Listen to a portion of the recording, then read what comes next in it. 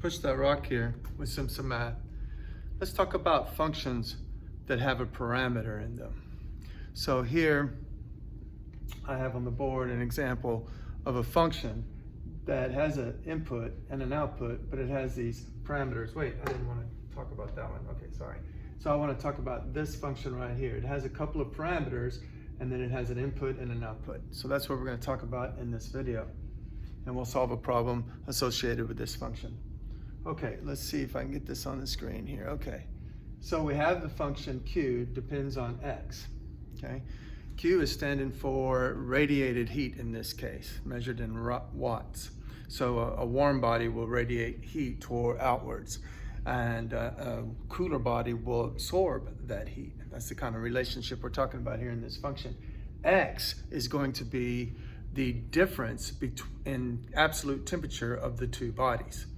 So how much radiated heat there is depends on that difference. And so if they're both the same temperature, there's not going to be any radiated heat. But if one's cooler than the other, then more heat will be radiated. And the cooler that difference, the more heat that's going to be radiated.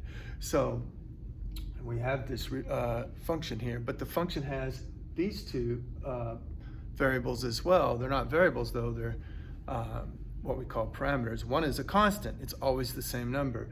It's the Stefan-Boltzmann constant. You got to know a little physics to understand what that is, but it's just a constant, it's just a number, sort of like pi, it's just a constant, that's a number associated with circles. So we have the Stefan-Boltzmann constant here, we're using the Greek letter sigma to represent it. And then we have a capital letter A that represents the surface area in meters squared of the warmer body that's radiating out the heat. And so Q is the heat radiated heat in watts, A is the surface area, X is the difference in absolute temperature, so that means we're talking Kelvin, and then the Stefan-Boltzmann constant is 5.67 times 10 to the negative 8 of watts over meters squared times Kelvin to the 4th power. Now, I'm going to ask the question, what is the surface area of the radiating body if the radiating body temperature is 420 Kelvin, the other body's temperature is 400 Kelvin, and the radiated heat is 4.536 times 10 to the 3rd watts. Wow, that's a lot. But we have a lot of information of things we can plug into the function. We can plug in, well, we have to be careful. This is not a value that goes into the function. We need the difference. Remember, X is the difference in absolute temperatures. So what is the difference between 420 and 400? Well, that's 20. So we're going to be plugging in 20 Kelvin for the difference. That's X. Then we can plug in, what else are we given? We're given, so that came from, this number here came from subtracting those two. Now let's go get another value.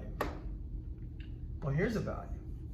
4.536 times 10 to the 3 watts. What is that? Well, that's the radiated heat, so that's our Q. So we have a Q value. So we'll write that down. Q is, can we still see this in the screen? Yeah, we can. Is 4.536 times 10 to the 3, and that's in watts. And is that all we're given? Okay, that's all we're given. So let's plug in what we're given and then see if we can't answer the question from there. So I'm going to bring this function over here. Let's see, I thought I was able to duplicate this somehow. There we go. All right, so there's our function. We'll get rid of the of X notation. So we just have Q is equal to, this is the radiated heat, equals to that product over there. But we were given a Q value. We were given Q was 4.536 times 10 to the 3 watts. We were not told A. Whoops. But we do know the constant. It's a famous constant.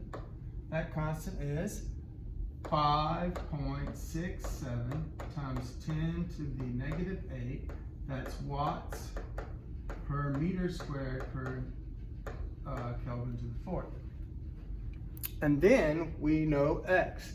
X was 20 Kelvin. It was the difference between the temperatures of the two bodies.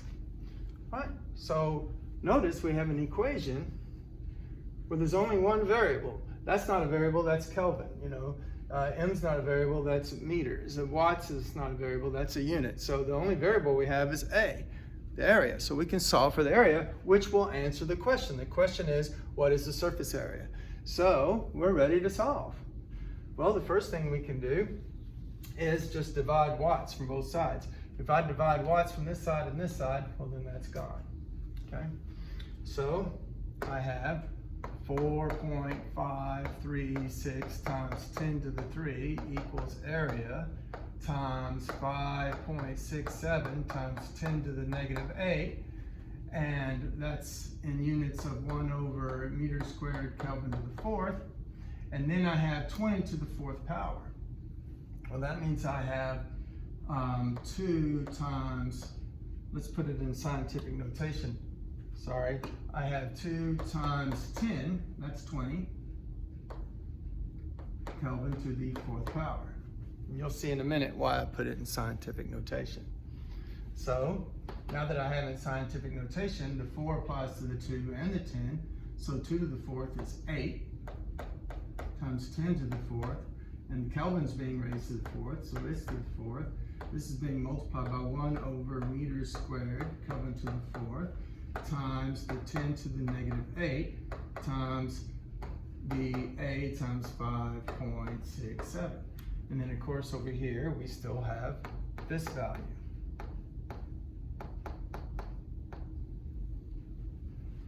Okay, so this looks like a lot, doesn't it? Well, yeah, but we can already see that Kelvin's going to go away.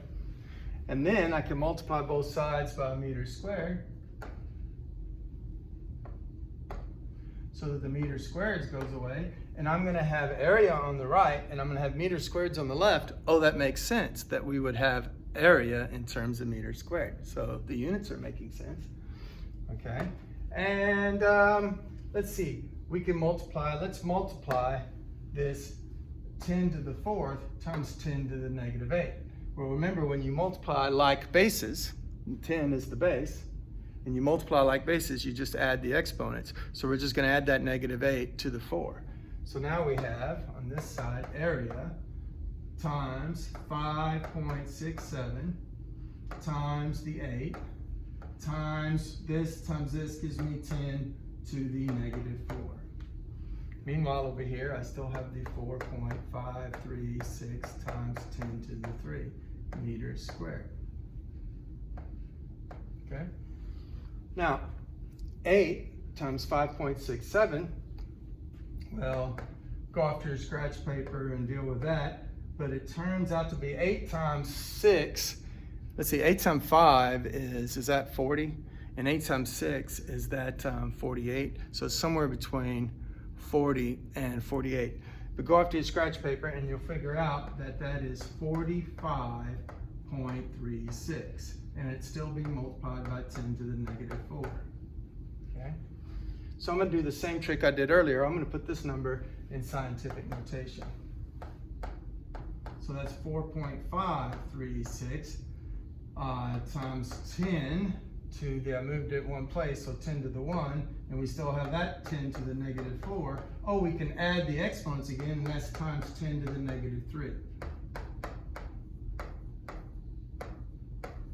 And it's still equal to 4.536 times 10 to the 3 meters squared. Is that still on the screen? Oh, I'm running out of room. I better scroll up, okay?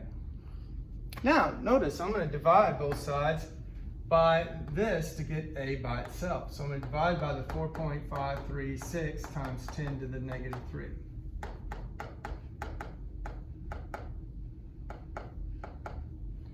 This all goes away, and I have just area over here. And then this number divides into that number once, and so I have 10 to the 3 over 10 to the negative 3. Well, when you divide like bases, you subtract exponents. So this is going to be 10 to the 3 minus a negative 3. So the answer is 10 to the 3 plus 3, which is 10 to the 6 meters squared. And that is the surface area of the radiating body. And that's an example of a function that has parameters in it, and using the function to solve problems. Math made simple at Simpson Math.